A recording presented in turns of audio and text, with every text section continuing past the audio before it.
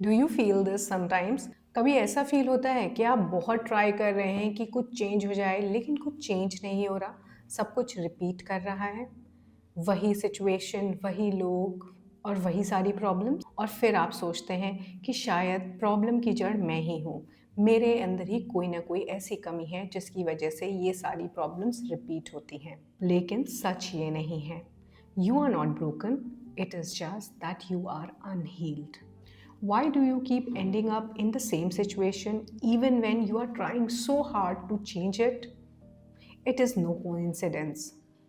ये एक पैटर्न है, और इस पैटर्न का रीज़न आपकी पर्सनालिटी नहीं है, आपकी पास्ट कंडीशनिंग है। और अगर आपके साथ भी ऐसा होता है कि आप प्रॉब्लमैटिक सिचुएशंस को, प्रॉब्लमैटिक लोगों को अपनी लाइफ में अट्रैक्ट कर रहे हैं, तो इस वीडियो को एंड तक देखिए end then you will start noticing the patterns. और ये भी हो सकता है कि आप खुद को नोटिस करना स्टार्ट कर दें, और शायद ये पहली बार हो। Hello and welcome to a winning life. मैं हूँ doctor Christina, the author of this amazing book the power of first impressions, mastery to influence, inspire and succeed. The very first thing you need to consider is that patterns are actually messages. Repeated situation, repeated behavior आपके past के unresolved issues को दिखाता है. Whenever you are having any problem in the past, ऐसा नहीं है कि वो गायब हो जाती है, वो वहीं पर रहती है। और फिर आपके फ्यूचर में, आपके प्रेजेंट में जब भी आप ट्रिगर्ड फील करते हैं, तो वो रिएक्शन दोबारा से आ जाता है। Many of us attract the same toxic relationships in our life. हम उन्हीं लोगों को अट्रैक्ट करते हैं जो शायद इमोशनली अवेलेबल नहीं है, या अपने बिहेवियर में कंसिस्टेंट नहीं है, या फिर अवॉइडेंट है। ऐसे लोग जो हमें पसंद तो नहीं हैं, लेकिन रिपीटेडली वही लोग हमारी लाइफ में आते हैं। ऐसा क्यों होता है? ऐसा इसलिए होता है क्योंकि हमारा ब्रेन फेमिलियरिटी को ज़्यादा इम्पोर्टेंस देता है, और वो फेमिलियरिटी आपके नर्वस सिस्टम के लिए अगर सेफ नहीं है, तब भी वो फेमिलियरिटी को ही प्रेफरेंस देता है। इसीलिए जब टॉक्सिक पैटर्न्स को हम देखते हैं, लेकिन उनको अवॉइड कर देते हैं, क्योंकि हमें उनमें फेमिलियरिटी नज़र आती है, और फेमिलियरिटी से ब्रेन सिग्नल करता है सेफ्टी। हमें लगता है शायद यहाँ चीज़ें सेफ हैं, लेकिन बाद में जाकर हमें पता चलता है it is again the same cycle which is repeating. और इन्हीं सेम टाइप की टॉक्सिक रिलेशनशिप से आते हैं हमारे इमोशनल ट्रिगर्स। तो जब भी इस तरह के किसी पैटर्न को देखें, उसे इग्नोर मत करिए, उसे एज मैसेज अपने अंदर एब्जॉर्ब करिए और उसे प्रोसेस करिए कि गलती कहाँ पर हो रही है, कहाँ पर आप चीज़ें मिस कर देते हैं, और फिर उन्हें रेक्टिफाई करने की कोशिश करिए। ये बहुत जल्दी तो नहीं होगा, लेकिन प्रैक्टिस करने से बहुत अच्छे से हो जाएगा।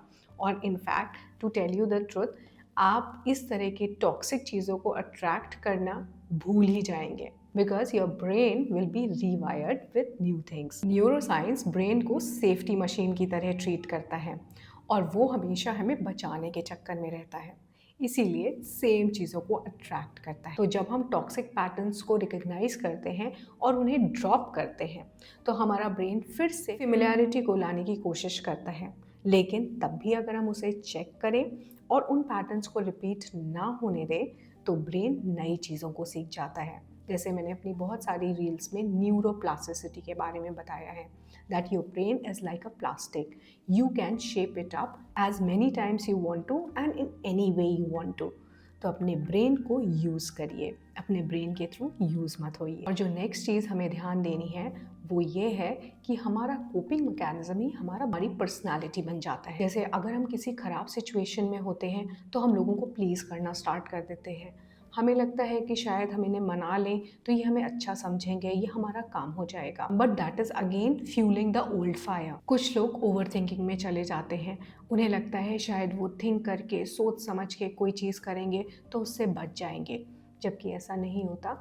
ओवर थिंकिंग से उनको उल्टा और ज़्यादा एंग्जाइटी होती है, उनके इमोशंस पाइल अप होने लगते हैं, और जैसे ही ट्रिगर मिलता है वो आउटबर्स्ट हो जाते हैं। और कई लोगों का कोपिंग मैकेनिज्म होता है अवॉइड करना, वो चीज़ों को अवॉइड कर देते हैं, यानी कि अपने आप को नम कर लेंगे, चीज़ों का, लोगों का सामना नहीं करेंगे। उनका ब्रेन उनको बचाने के लिए उनके माइंड को बिल्कुल ब्लैंक कर देता है। They do not know how to react, what to do, the only thing they know is to fly off. वो फ़्लाइट लेते हैं और चुपचाप एक किनारे हो जाते हैं, सिचुएशंस को डील नहीं करते।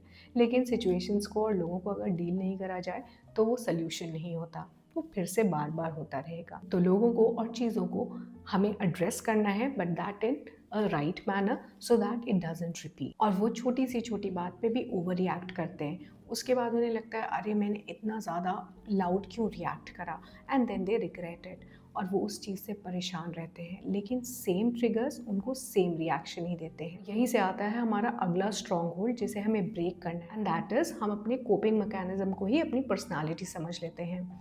जैसे कुछ लोग सोचते हैं कि वो ओवर थिंकर हैं, तो वो ओवर थिंकिंग को अपने पर्सनालिटी का पार्ट समझते हैं, और उन्हें लगता है कि जब भी कुछ होगा तो हम ओवर थिंक ही करेंगे, बिकॉज दैट इज़ मी। मैं आपको एक पर्सनल एग्जांपल देती हूँ। आई थॉट माई सेल्फ कि I am a very emotional person. कुछ लोग सोचते हैं उनकी पर्सनैलिटी इमोशनल है, जबकि ऐसा नहीं होता। उन्हें एक्चुअली अपने इमोशंस को कंट्रोल करना नहीं आता, क्योंकि उन्होंने हमेशा अपने इमोशंस के आगे गिव अप करा है। इसलिए वो सोचते हैं यही मैं हूँ, इसी तरह से मुझे रिएक्ट करना आता है। दे डोंट थिंक ओवर कि वो ऐसा क्यों करते हैं। कई बार ओवर इमोशनल होना सिर्फ इसलिए होता है क्योंकि आपके पास कोई ना कोई हर्ट है जो कि आपके पास्ट में हुआ था। प्रेजेंट टाइम में शायद वो हर्ट उस तरीके से आपको नहीं हुआ, लेकिन आपका रिएक्शन सेम आया जैसा पास्ट में हुआ था। This is how brain works.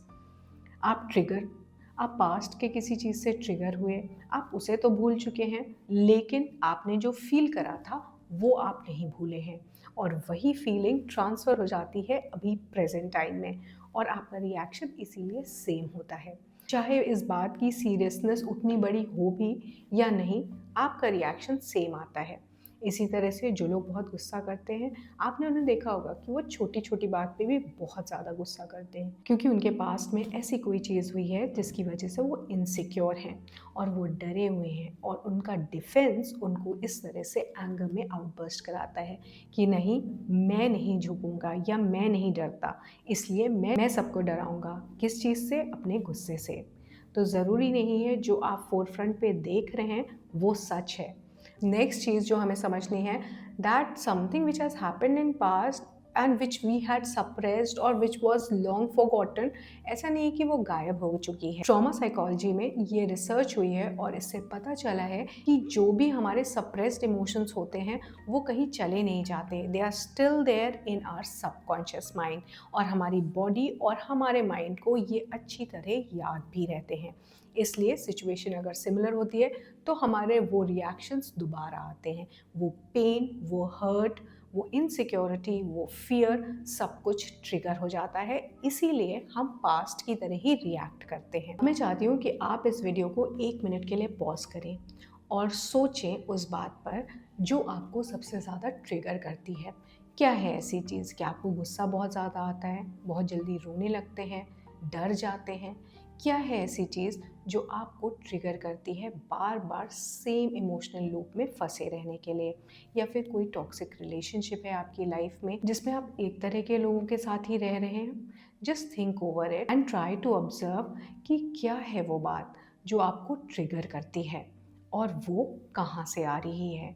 उस पर सोचिए कि आपको ट्रिगर एक्चुअली कर क्या रहा है। ज़रूरी नहीं है कि किसी ने आपको कुछ बोल दिया तो आप बुरा मान गए और आप गुस्सा हो गए। हो सकता है आपके पास में ऐसी कोई चीज़ हुई जिसकी वजह से आपका ट्रस्ट हिला हो, और इसलिए अब आप लोगों पे ट्रस्ट नहीं करते, या ऐसी कोई चीज़ हुई हो जिससे आपने इनसिक्योर फील करा है और इसीलिए अब आप लोगों से डिस्टेंस बनाते हैं। Just pause this video for 1 minute and think about it. So doing this exercise, did you know कि क्या चीज़ है जो आपको ट्रिगर करती है? ये मैंने आपसे इसलिए करवाया क्योंकि awareness is the key to freedom. आप तभी इमोशनली हील हो सकते हैं जब आप अपने हर्ट्स को, अपने पास्ट को लेके अवेयर हैं। आपको पता करना पड़ेगा कि प्रॉब्लम थी कहाँ पे, तभी आप उसको सॉल्व कर सकते हैं, क्योंकि प्रॉब्लम आज में नहीं है, प्रॉब्लम आपके पास्ट में है। Just go to it, try to solve it, cater to what you needed at that time। ज़रूरी नहीं है कि जो अंडरस्टैंडिंग हमें दूसरों से चाहिए थी वो नहीं मिली तो अब कुछ नहीं हो सकता। वो अंडरस्टैंडिंग आप खुद को दे सकते हैं, और वो केयर जो आपको चाहिए थी शायद किसी ने नहीं दी, वो आज आप अपने बारे में जान के खुद को दे सकते हैं। वो जो प्यार मिसिंग है वो आप खुद से कर सकते हैं। और तब जब आप अपने अनरिजॉल्व्ड इश्यूज़ को खुद सॉल्व कर लेंगे बिना किसी एक्सटर्नल इंटरफेरेंस के, तब चीज़ें सॉल्व होना शुरू हो जाएंगी। बिकॉज अवेयरनेस फर्स्ट स्टेप है और रेपिटेशन ट्रांसफॉर्मेशन का रास्ता। और इसको करने के लिए बहुत सारे पेड और अनपेड ऐप्स अवेलेबल हैं। आप उनको सर्च कर सकते हैं और अपनी डेली लाइफ में अपने इमोशंस को ट्रैक कर सकते हैं। इवन उन ऐप्स पे आपसे आपके पास्ट के बारे में भी पूछा जाएगा एंड उसको सही से अगर उन क्वेश्चनेयर्स को आप आंसर करते हैं तो वो आपको काफ़ी हद तक अपनी चीज़ों को सॉल्व करने के लिए भी क्यूज़ देगा। और तब आप साइकोलॉजिकली समझ पाएंगे कि प्रॉब्लम चल कहाँ पे रही है। Because you are not your patterns and awareness reduces emotional chaos. Healing भले ही स्लो हो लेकिन परमानेंट और पावरफुल होती है। So if you are repeating the same patterns, try these things. Don't think that you are like that and it is your personality. No, it is not that. Be aware of things which are happening or which had happened in your past to your mind and to your body. और उससे create होगी awareness. Awareness के बाद आता है processing of those emotions और वो heal होते हैं। क्योंकि अनहील इमोशंस गायब नहीं होते, वो सप्रेस तो रहते हैं, लेकिन इसी तरह से आपकी रूटीन लाइफ में बहुत लंबे टाइम तक, may be till the time you are here on this earth, they are going to horrify you. So it is better to fix them now.